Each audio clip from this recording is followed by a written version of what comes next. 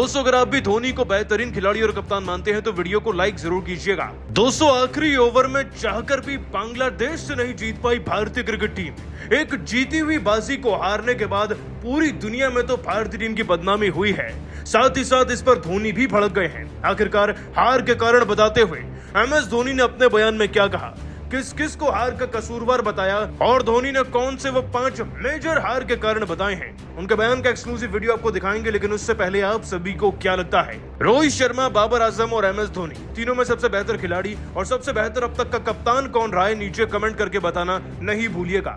दोस्तों Asia cup 2023 में आज वो रात आ ही गई जो सबको डरा रही थी, भारत की हार। आपको बता दें कि अब तक हमारी विनिंग स्ट्रीक जारी थी। इससे पहले हमने नेपाल को हराया, पाकिस्तान को भी रौंद कर रख दिया, श्रीलंका को भी हराया, लेकिन आज के मैच में कुछ ऐसा हो गया जो किसी ने अपने सपने में भी नहीं सोचा होगा।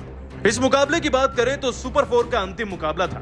भारतीय क्रिकेट टीम को जीत और हार से फर्क तो नहीं पड़ना था, लेकिन जीतना जरूरी था। फाइनल की तैयारियां भी तो करनी थी इसी मैदान पर, बशर्ते इस बात के कि भारतीय क्रिकेट टीम 2 बार पहले जीत चुकी है। उसके बावजूद भी रोहित ने अपना फैसला पलटा, टॉस जीत गए और बल्लेबाजी की जगह एक्सपेरिमेंट के चक्कर में गेंदबाजी चुन ली। हालांकि गेंदबाजों ने निराश नहीं किया। आपको बताएं दोस्तों कि बांग्लादेश की टीम को ज्यादा रन शुरुआती दौर में हमने बनाने नहीं दिए। 25 पर उनके 3 बड़े विकेट कर दिए थे शार्दुल और शमी ने मिलकर, लेकिन शाकिब की 85 गेंदों में 80 रन की पारी और हृदय की 54 रन की पारी, साथ ही नसूम अहमद की 44 रन की पारी इस टीम की इज्जत को बचाकर इनको सीधा 265 तक ले गई। भारत को वैसे तो 266 रन चाहिए थे। रोहित शर्मा 0 पर आउट हुए गोल्डन डक पर, Tilak Varma 5 run, KL Rahul 19 run, Ishan Kishan तक 5 रन और जड्डू 7 रन पर। क्या भला ऐसे स्कोर के बाद आप वनडे मैच जीतने की उम्मीद रखते हैं? लेकिन जब मैदान में शुभमन गिल हो तो सब कुछ मुमकिन है। दोस्तों आपको बता दें कि शुभमन गिल ने 133 गेंदों में 8 चौके 5 छक्के जड़कर अंतिम सांस तक टीम को जिताने की कोशिश करी अपनी 121 रन की महाबली पारी से, लेकिन फिर भी वो मुकाबले को अंतिम पलों तक तो ले गए और वहां से बाकी जिम्मा अक्षर ने संभाला भी बखूबी तरीके से। दोस्तों अक्षर ने भी 34 गेंदों में 3 चौके 2 छक्के जड़कर मुकाबले को आखिरी 12 गेंदों तक पहुंचा दिया था और फिर कुछ ऐसा हुआ जो देखकर हर कोई दंग रह गया। 9 गेंदों में हमें 12 रन चाहिए थे कि तभी दोस्तों Mehdi Hasan back to back out करते हैं शार्दुल ठाकुर और साथ ही साथ अक्षर पटेल को। और दोस्तों यही वो लम्हे थे जब मुकाबला हाथ से निकल रहा था। बस फिर क्या होना था, गेंदबाजों के कदम मैदान में बल्ला थामे पड़ गए और वो बना नहीं पाए 6 गेंदों में 12 रन, जिसके चलते हम मात्र 6 रन से हार गए।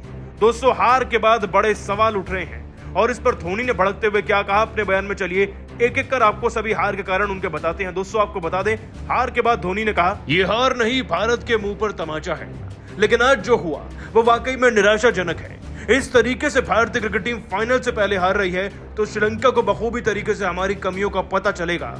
और मेरे नजरिए में ऐसी 5 गलतियां आज हमारी टीम ने करी जिसके चलते चाहकर भी हम जीत नहीं पाए हैं, जिनमें से सबसे पहली गलती और पहला हार का कारण यही है कि हमें पावर प्ले में अच्छे विकेट्स मिल गए थे, लेकिन हमारे गेंदबाजों ने उन बड़े खिलाड़ियों को वक्त रहते आउट नहीं किया जो कुछ बड़ी इनिंग्स खेल गए, जैसे कि शाकिब अल हसन और हृदय। अगर आपको अर्ली विकेट्स मिल गए हैं तो आप किसी भी खिलाड़ी को 50 से ऊपर कैसे ही जाने दे सकते हैं। देखिए भारत ने भले ही यहाँ पर 300 से ज्यादा रन बनाए थे, लेकिन औसतन स्कोर यहाँ पर 248 का ही है और उसे चेस करना मुश्किल है, इस बात में कोई शक नहीं। इसीलिए लक्ष्य कहीं ना कहीं थोड़ा ज्यादा हुआ।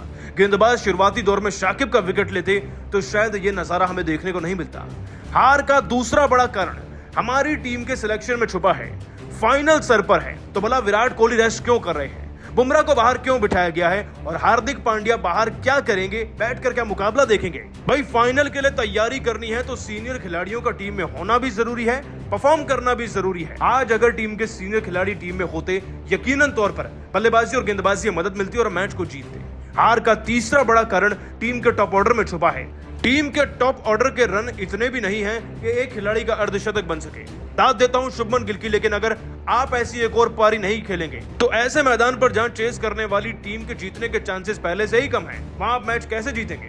टॉप ऑर्डर का फ्लॉप होना सबसे बड़ी असफलता, मूर्खता बनी इस मैच में। हार का चौथा बड़ा कारण मैं अक्षर पटेल को मानता हूं। अक्षर पटेल ने बहुत अच्छी बल्लेबाजी करी, एक तो रविंद्र जडेजा ने उनका साथ नहीं दिया। अगर आज अक्षर पटेल टिककर बल्लेबाजी करते तो किसी में दम नहीं था कि भारत के मुंह से इस मैच को निकाल कर ले जाए, लेकिन अक्षर का विकेट गंवाना एक किस्म से मेरे नजरिए से विकेट फेंकना था जो हम पर ही भारी पड़ गया। और हार का पांचवा व सबसे बड़ा कारण बना है टीम का एकजुट होकर लाइटली लेना बांग्लादेश को। हम फाइनल में हैं, अच्छी बात है। बांग्लादेश हमारा कुछ नहीं बिगाड़ सकता, वो भी अच्छी बात है, लेकिन हम जीत जाएंगे, ये ओवर कॉन्फिडेंस बड़े अच्छों को ले डूबा है। भारतीय क्रिकेट टीम को फाइनल में डर लगेगा और यही डर हार का कारण बन सकता है। आज सभी खिलाड़ियों को एक साथ होना चाहिए था, ये सरासर गलत हुआ है और मुझे पूरी उम्मीद है कि आगे ऐसी गलती नहीं हो। दोस्तों वाकई में धोनी का बताया एक एक कारण पत्थर की तरह चुभ रहा होगा रोहित शर्मा को। दोस्तों भारत और बांग्लादेश की टीम के बीच में एशिया कप 2023 का अंतिम मुकाबला खेला गया, उसी स्टेडियम में जहां भारतीय क्रिकेट टीम पहले से ही पाकिस्तान और श्रीलंका को हराकर आ रही थी। वैसे तो इस मुकाबले का कोई असर पॉइंट्स टेबल से लेकर फाइनल पर पड़ना नहीं था, उसके बावजूद भी यह मुकाबला तो होना ही था, क्योंकि दोस्तों ये सुपर 4 का अंतिम मुकाबला था और भारत और बांग्लादेश की टीम अपना अपना तीसरा मुकाबला खेलने के लिए इस मैदान पर उतरी। मैदान पर उतरकर सबको एक पिक्चर तो साफ लगी कि इस मैदान पर पहले बल्लेबाजी बहुत ज्यादा अनुकूल परिस्थितियों में हो जाती है, अच्छे स्कोर भी बनते हैं, लेकिन इस बार रोहित शर्मा ने सबको अचंभित कर दिया। धोनी की तरह बार बार नए एक्सपेरिमेंट करने वाले रोहित शर्मा ने इस बार गेंदबाजी चुनी और यकीन मानिए दोस्तों, गेंदबाजी में हमारी परफॉर्मेंस कुछ ऐसी थी कि बांग्लादेशी टीम वाकई में हमारे सामने पानी भरती हुई नजर आई। टॉस जीतकर गेंदबाजी चुनकर रोहित शर्मा ने सबसे पहले दोस्तों शमी और शार्दुल ठाकुर की जोड़ी को ही उतारा। नतीजा ये रहा कि सबसे बड़े विकेट शमी और शार्दुल ठाकुर के हाथ ही लग गए, जिनमें लिटन दास, एनामुल व तंजिद हसन भी शामिल थे। दोस्तों 25 पर हमने 3 विकेट कर दिए थे। हालांकि कप्तान शाकिब अल हसन 85 गेंदों में 80 रन की पारी खेल गए और हृदय नाम के खिलाड़ी भी 54 रन चढ़ गए और जाते जाते जो नसूम अहमद की 44 रन की पारी थी ना, वो इस टीम की इज्जत को बचा गई, वरना विकेट तो लगातार हमें मिल ही रहे थे। और दोस्तों पारी का 48वां ओवर आते हुए 238 पर 8 विकेट हो चुके थे और 50 ओवर खत्म होते हुए ये बांग्लादेश की टीम 265 पर पहुंची। मतलब कि जीत के लिए हमें 266 रन चाहिए थे। वैसे मैदान के लिहाज से लक्ष्य कोई बहुत ज्यादा बड़ा नहीं था, लेकिन अगर आपके कप्तान 0 पर आउट हो जाएं तो हर एक छोटा लक्ष्य भी बहुत बड़ा लगने लगता है। दोस्तों रोहित शर्मा पहले ओवर की दूसरी गेंद पर ही आउट हो गए थे। आपको बता दें दोस्तों कि रोहित शर्मा 0 पर कैच आउट हुए, जहां हसन शाकिब ने उनका कैच पकड़ लिया था। लेकिन अभी तो भारत को एक और झटका लगना था तिलक वर्मा के रूप में। एक लंबे अरसे बाद मौका मिला, लेकिन तिलक जनाब उसे वसूल नहीं कर पाए, 5 रन पर आउट हो गए और इस तरीके 17 पर हमारे 2 विकेट हो चुके थे। दोस्तों इसके बाद केएल राहुल भी 19 रन बनाकर वो भी 39 गेंदों में आउट हो जाते हैं। उनके कैच आउट होते ही ईशान किशन भी आउट हो जाते हैं और भारतीय क्रिकेट टीम एकदम से 4 विकेट गंवाती है। लेकिन इस बीच एक ऐसा खिलाड़ी था जिसने पूरे मैच को पलट कर रख दिया। दोस्तों हम बात करें Prince of cricket Shubman Gill की। आज भले ही एक छोर से विकेट गिर रहे थे, लेकिन टीम को जिताने का जिम्मा एक छोर से एक खिलाड़ी ने उठाया हुआ था और वो थे दोस्तों शुभमन गिल। विराट कोहली को अपना इंस्पिरेशन मानने वाले शुभमन गिल ने आज बिल्कुल उन्हीं की तरह डिट्टो बल्लेबाजी करी। जहां एक तरफ बैक टू बैक विकेट्स गिर रहे थे, तो वहीं दूसरी तरफ शुभमन गिल के बल्ले से चौके व छक्के निकल रहे थे। 200 विकेट्स के बारे में तो हमने आपको बता दिया, लेकिन मुस्तफिजुर को दूसरे ओवर में बैक टू बैक गिल ने 2 चौके चढ़े थे। उसके बाद ये चौकों का सिलसिला आगे भी चलता रहा। पारी के 8वें ओवर में नसूम अहमद को ही गिल ने बैक टू बैक 2 चौके फिर लगाए और फिर पारी के 15वें ओवर में भी ये चौकों का सिलसिला ऐसे ही चलता रहा। पारी के 20वें ओवर में दोस्तों शुभमन गिल ने छक्का जड़कर मेहदी हसन के ओवर में अपना 50 भी पूरा कर लिया था और देखते ही देखते ये खिलाड़ी 69 गेंदों के अंदर 65 रन बना चुका था, 6 चौके 2 छक्के चढ़कर। दोस्तों गिल की ये पारी भारत को जीत की राह पर ले जा चुकी थी। हालांकि जीतने के लिए अभी भी हमें 157 रन चाहिए थे, लेकिन गिल की इस पारी ने वाकई में दिल जीत लिया था, क्योंकि गिल ने ऐसी किलिंग परफॉर्मेंस दी जिसके आगे बांग्लादेश की टीम भी घुटने टेकती हुई नजर आ रही थी और अब तो सूर्या भी आ चुके थे उनका साथ देने। हालांकि दोस्तों आगे चलकर भारत के बैक टू बैक विकेट्स गिरते रहे, लेकिन अकेले शुभमन गिल चट्टान बनकर आज खड़े रहे और ऐसी पारी खेल कर गए हैं कि हर कोई याद करेगा उनकी इस इनिंग को। दोस्तों हमने आपको गिल के 50 के बारे में तो बताया ही, अब ये भी जान लीजिए कि चौके व छक्के जड़ते हुए गिल कब में कब 111 गेंदों में 93 रन पर पहुंचे और 114 गेंदों पर 6 चौके 4 छक्के चढ़कर 85 के स्ट्राइक रेट 97 रन पर पहुंच गए, किसी को पता नहीं चला। अब दोस्तों सूर्य कुमार यादव कहने को तो साथ देने लगे थे शुभमन गिल का, थोड़े बहुत रन भी बनाए, लेकिन झटका तब लगा जब सूर्य कुमार यादव तो आउट हुए ही, साथ ही साथ रविंद्र जडेजा भी कुछ खास नहीं कर पाए। दोस्तों सूर्य जहां 26 रन पर आउट हो गए थे, तो वही बात अगर रविंद्र जडेजा की जाए तो वो भी 7 रन पर चल दिए।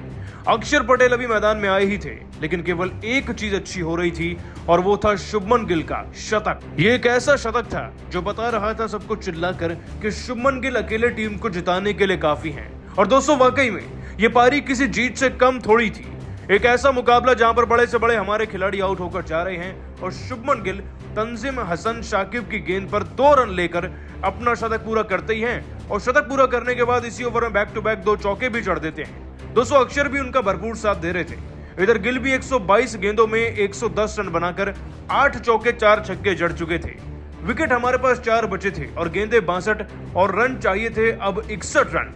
लेकिन दोस्तों गिल के आउट होने के बावजूद भी ऐसा लग रहा था कि अक्षर पटेल आसानी से जिता देंगे, लेकिन आसान चीजें अक्सर केवल दूर से ही आसान नजर आती हैं, परंतु जब मैदान में अक्षर हो तो मुश्किल को भी आसान बनाया जा सकता है। दोस्तों आपको बता दें कि एक वक्त ऐसा आ चुका था कि 23 गेंद में हमें 40 रन चाहिए थे और तभी अक्षर पटेल को रफ्तार पकड़नी थी। उन्होंने मेहदी हसन को बैक टू बैक चौके जड़े और 48वें ओवर में एक छक्का भी लगा दिया। इसी के चलते दोस्तों अक्षर के 32 गेंदों में 38 रन पूरे होते हैं और अब हमें 12 गेंदों में 17 रन चाहिए थे। जीत की केवल एक उम्मीद नजर आ रही थी, अक्षर पटेल और शार्दुल ठाकुर की पार्टनरशिप। और दोस्तों ऐसा लग रहा था कि यहां से हम जीत जाएंगे, लेकिन तभी वो मनहूस गेंद आ गई जिसने 100 करोड़ भारतीयों के सपनों पर पानी फेर कर रख दिया। दरअसल दोस्तों आपको बता दें कि मुस्तफिजुर की गेंद पर अक्षर पटेल ही आउट हो गए। बस फिर क्या होना था, वहां से हम मुकाबले को हारते चले गए और शार्दुल तो इस ओवर में पहले ही आउट हो गए थे। दोस्तों अंतिम ओवर में 12 रन चाहिए थे। शमी ने चौका जरूर लगाया, लेकिन हम चाहकर भी इस मैच को जीत ना सके। 6 रन के अंतर से दोस्तों बांग्लादेश तो जीत गई, लेकिन इस जीत में 2 कमियां सामने आई हैं। एक तो ये कि जिस गेंद पर दोस्तों अक्षर पटेल आउट हुए उसे एक हाई फुल टॉस माना जा रहा है, जबकि उसे लो फुल टॉस बताकर 9 बॉल नहीं करार दिया गया। यदि ऐसा होता तो हम डेफिनेटली जीतते, तो कहीं ना कहीं बेईमानी तो हुई है। और दूसरी गलती अक्षर पटेल की थी दोस्तों, अगर वो टिक कर खेलते तो हम इस मैच को बड़ी आसानी से जीत जाते, जो हो ना पाया। वैसे हम हारे किस वजह से, आप नीचे कमेंट करके बता सकते हो और ऐसी ताजा खबरों के लिए अभी सब्सक्राइब कीजिए हमारे चैनल को। धन्यवाद।